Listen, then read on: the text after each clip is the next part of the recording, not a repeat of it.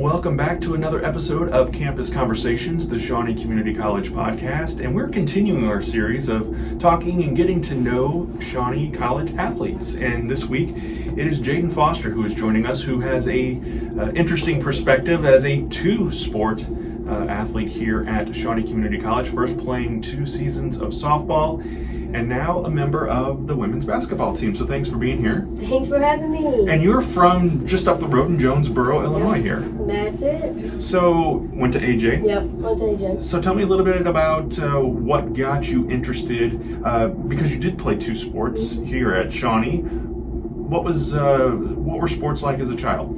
Well, I played sports since I was in diapers, it feels like. I'm the second youngest of 5 kids, so we all played sports. We all loved it. My sister, she loved softball and basketball, the 2 sports I played, and so I kind of followed her and then just fell in love with it, literally. What did you have a favorite? Softball. Softball? Yeah, Okay. I love softball. All right, so obviously you can play both when you're in high school. Mm-hmm. There's enough of a break there in between, and we've seen some athletes doing that, playing softball and volleyball, or playing softball and basketball.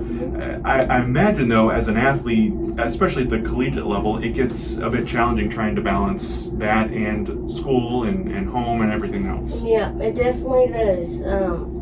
I live alone. I freaking work. I'm a DSP at Children's Care. Oh, okay. Yeah, so. What for folks that don't know, what is a DSP? I have an idea of what you do, but talk a little bit more about what you do as a DSP. Yeah, the label is a direct support professional, I think, and I take care of like mentally disabled individuals, help them have a normal life, and help them with their day-to-day things and stuff like that. And it's a heartwarming place to work.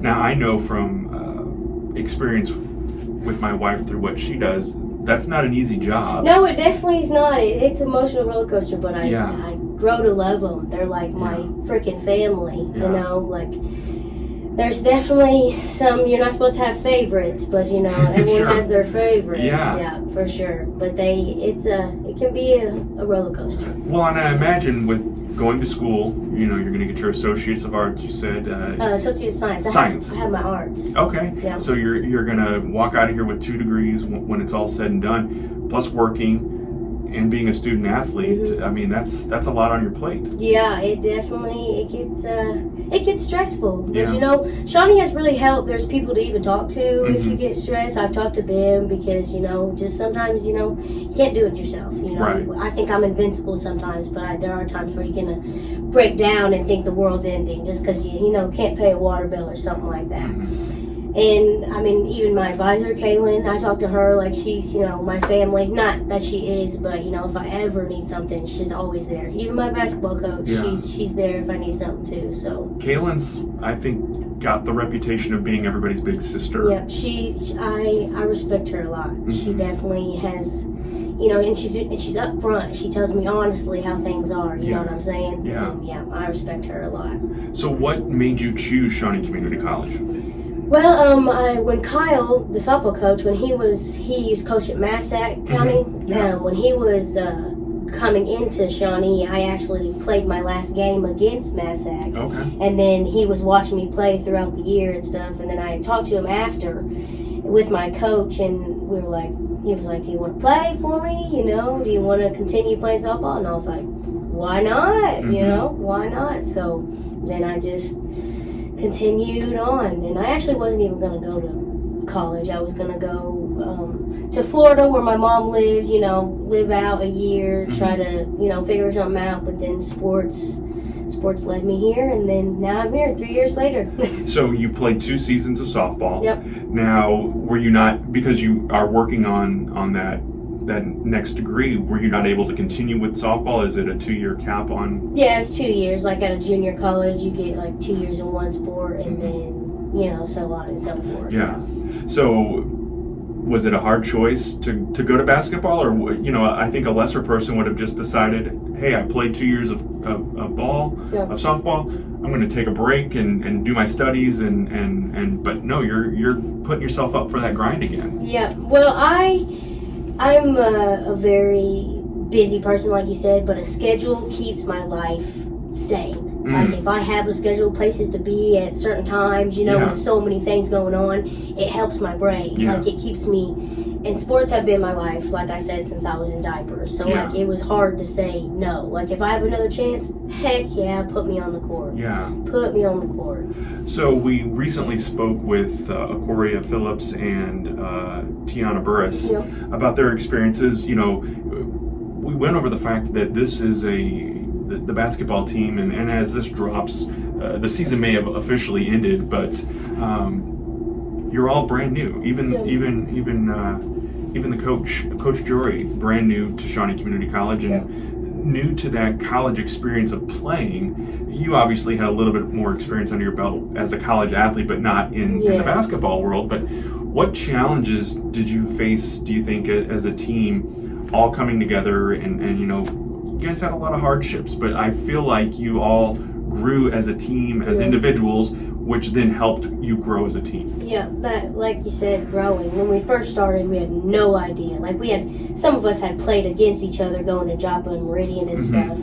And I even went to Lick Creek, so I played them sometimes too. Oh, okay. Yeah. But that was one of the biggest things, like coming in with random people, thinking they were coming in from their high school thinking they're the top dog, but we're in a little small college, everyone was a top dog, I guess. And so we had to learn how to work together and then, be friends at the same time, on and off the court, learn to respect each other's playing ability. Everyone has their different aspects where they can reach, and we just got to respect that. And maybe just how quickly this team was put together, it was so stressful because, we have talent, regardless what anybody says or what the record shows. There is talent on our team. We just wasn't put together fast enough and strong enough to beat, obviously, the other opponents, Yeah, absolutely. And so when you are playing, talk to me about the difference between playing softball and playing basketball. Obviously, both are team sports.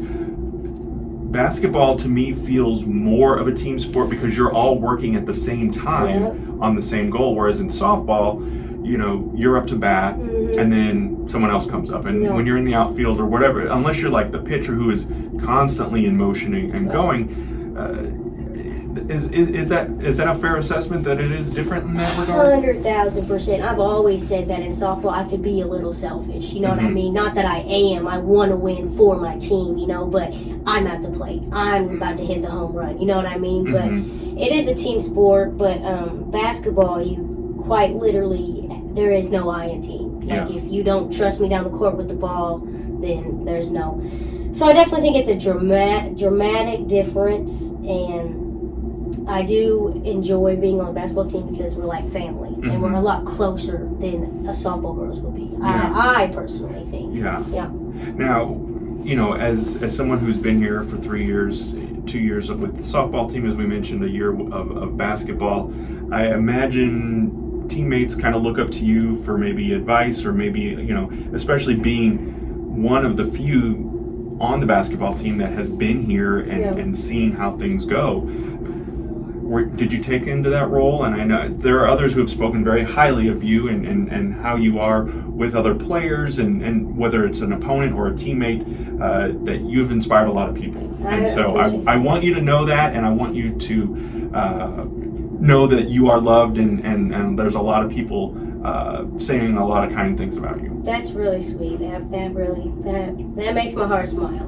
But I've definitely tried. I've always been someone, like, if you need something, a ride, anything, just call me, Or even Tiana Burris, how you said she came in the podcast, she calls me her big sis, like, even though she's so much taller than I am, but I'm a lot older than she is. Not a lot older, but quite older than she is, and she's like, okay, big sis, and I'm just like, all right, little big sis, you know. So it's kind of funny, you know. I like that. But I definitely I've definitely tried to step up to the plate. Well, and we talked about, you know, on the other podcast with the other athletes, that importance of the bonding as a team, but not just as men's basketball, women's basketball, baseball, softball, volleyball. You all bond, I notice, as athletes as well. We talked about Kaylin, you know, she's the big sister here, and everybody is in her office, and they congregate, and you have lunch, or, you know, if you have questions or whatever. Talk to me a little bit about that importance, too, of being, you know, because as you mentioned, you're local, went to Anna Jonesboro High School. Not a lot of our athletes are from around here, so I feel like you probably have also taken people under your wing in that regard of getting the lay of the land of Southern Illinois. Yeah, for sure. Like, I remember even my first year, my friends were from like Kentucky. There was a girl from Texas. We went to, you know, where Integrity is? Mm-hmm. Or is that what it's called? No, Inspiration Point. Oh, yeah. I don't even know what Integrity is. I think that's a I don't know what that is. Anyway, but Inspiration Point is beautiful. Yeah. It's like, you know, the rock and everything. Well, I took them there. I took them, you know, to, you know, maybe places they don't have, like Fujiyamas. I don't know if that was in this girl that I went to. Oh my God, I can't talk today. Just ignore me. But yeah, so I've definitely tried to, you know, there's not much here. There's not much to do. Right, you know, right. So the small things, I guess, they definitely matter. Yeah, and I think that people who come from outside of Southern Illinois come here and they maybe don't notice it or recognize it, but the people who have been here or have lived here a long time know that natural beauty, know those places to go and enjoy and see those things. And I think it's good that there's a local, or, you know, a handful of locals on our teams that are kind of there to guide and lead the way. Yeah. Now, I got to bring up the swear jar. Kaylin threw out something about a swear jar, and I've noticed you've said freaking a couple of times, which I appreciate. So tell me about the swear jar. Well, I'm a little redhead. I don't know if you can tell, but I got a mouth. For some reason, I'm just so passionate about everything I do, regardless if it's school or softball or basketball. But I am so, if I believe in it and I think that I'm going to do it, I'm going to do it, you know, and that's going to come with the passionate words, the aggressive behavior, you know what I'm saying? But that's just because it's all love. Sure. Like, you know, if I strike out, you know, the big S-bomb or the F-bomb, it may come out not loud enough for, you know, Jesus to hear. Well, maybe Jesus. Yeah, definitely him. But for anybody, you know, anyone else to hear, but Kyle, he'd give me a look, or he'd be like, Petey, or we'd be on the bus, or you get dead silent, and I'd say a cuss word, and he'd be like, Petey, I'm sorry. I'm really sorry. I'm really sorry. But yeah, I have a mouth, and I'm a little fireball, I think. Well, and you said Petey twice now, and I've been meaning to ask you about that as well. So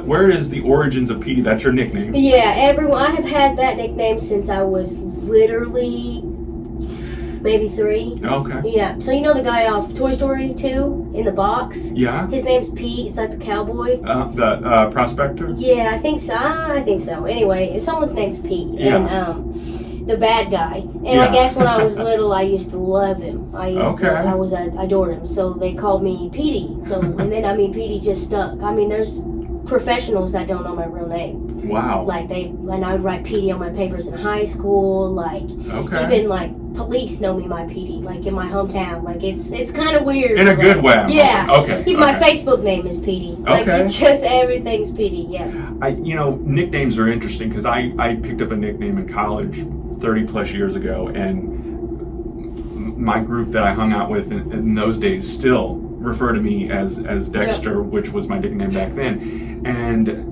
the thing about nicknames, though, because we in other places have given people nicknames, and usually they don't. It's like you don't get to pick the nickname. Someone puts it on you. Like, you love Petey, so it made sense to call you Petey. So that's funny. Yeah, I like the fact that it stuck all these years. So. I mean, has never grown old. I mean, there's some people I'll say like, "Hey, my name is Jaiden," and they're like, "Who?" Or like they'll be talking about, "Oh, Jaiden who?" Yeah. Like, Excuse me?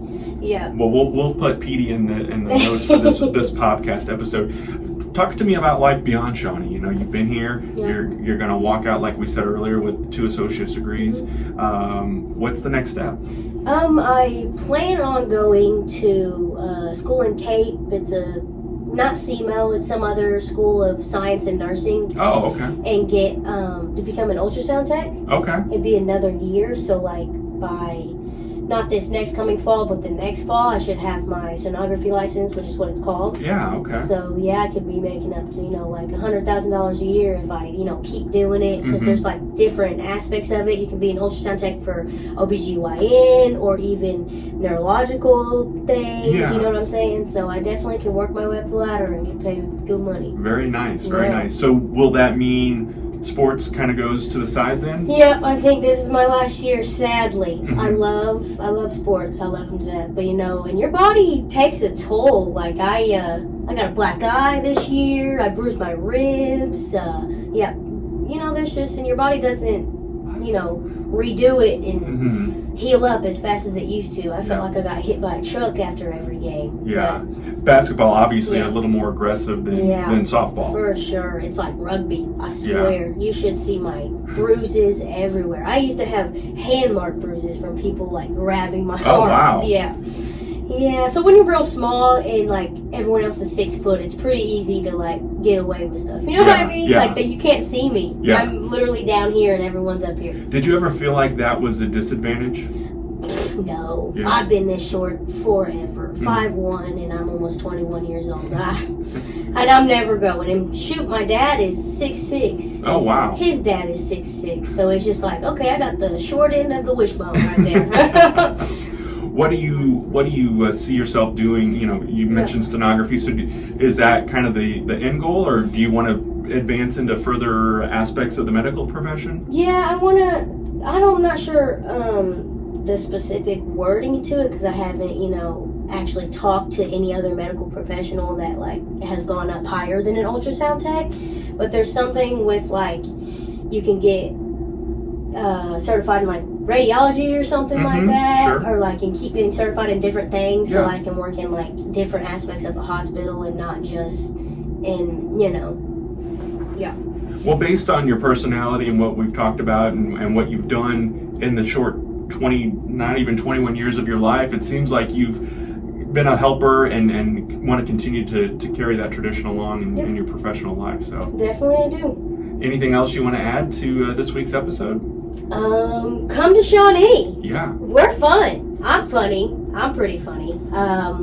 There's a great advisor if you want to play sports. Our I about said principal. Our president. He's pretty bomb. He even went golfing with a bunch of us at the golf scramble. He's pretty cool. Yeah, well, he is cool. Not pretty cool. Yeah. And then I enjoyed coming here. What do you love about it? The people. Yeah. Like they care about me. You know what I mean? Like you said, like you said I'm loved, but I feel it. Yeah. With random people I just met. You know what I'm saying? Like, it definitely has been heartwarming for sure. Well, and I think it's important. When this is the sappy part of the episode. When you have those people in your life, let them know that. Yeah. Let them know. Don't wait until it's they've left and moved on to another college. In the case of Petey here, or whatever the case may be. So just tell people while they're around that you love them, you respect them, you appreciate them, whatever it is. 100%. And I think you have just getting to talk to you here for the last few minutes and at the golf outings and stuff. I can tell you exude the personality and to be a DSP, again, it takes a special type of person to do that as well. So much respect for you on that. And then, being a dual sport athlete and getting 2 degrees out of this. I mean, it's like put something in front of her and she's going to run through it like... I'm going to do it. Yeah. And I'm going to give props to my mom. She taught me to work so hard if you want something. Yeah. I mean, and I'm working. I'm going to do it for sure. Very good advice there. Work hard if you want something, because really, I mean, people are not going to, they talk about opportunity knocking, but you really have to go knock for that opportunity. Yeah, 100%. Alrighty, well, thank you so much, Petey, aka Jaiden Foster, for joining us for this week's Campus Conversations. Friends, thank you for listening and or watching. Leave a review. You can email us, podcasts@shawneecc.edu. Have a great week. Thank you.